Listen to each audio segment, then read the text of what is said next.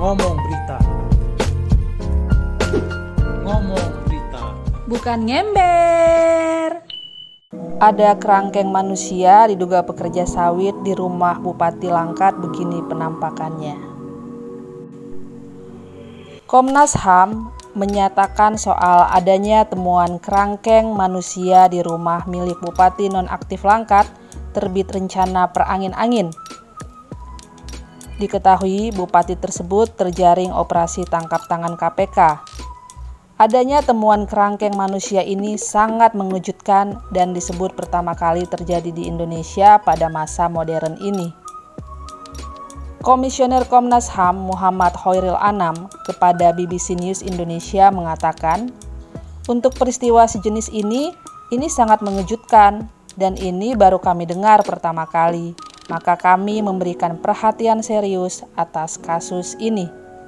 Dia juga mengatakan Komnas HAM segera mengirim tim ke Langkat pekan ini untuk menindaklanjuti temuan kerangkeng manusia tersebut.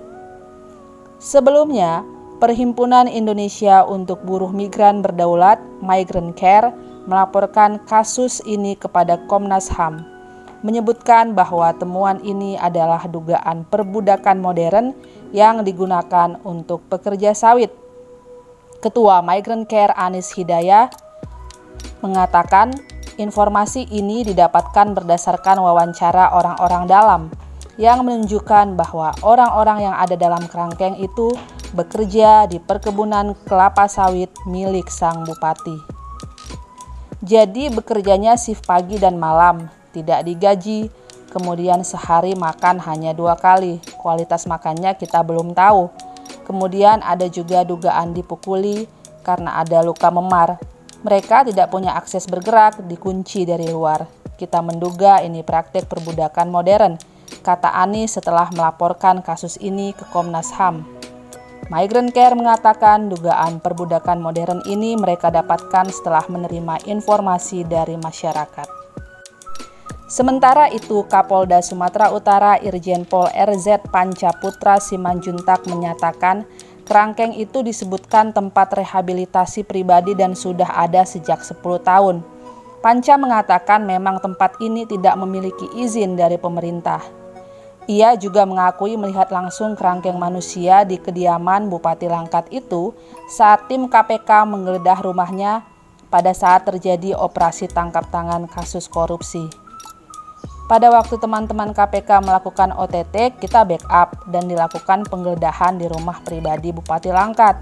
Saat itu saya langsung lihat kerangkeng tersebut saat petugas KPK melakukan penggeledahan rumah pribadi Bupati pada Rabu 19 Januari 2022 lalu, kata Panca.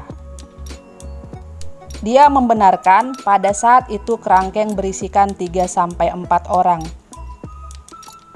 Menanggapi temuan Migrant Care yang mengindikasikan kerangkeng tersebut adalah indikasi perbudakan modern, Panca mengatakan dia akan menindaklanjutinya.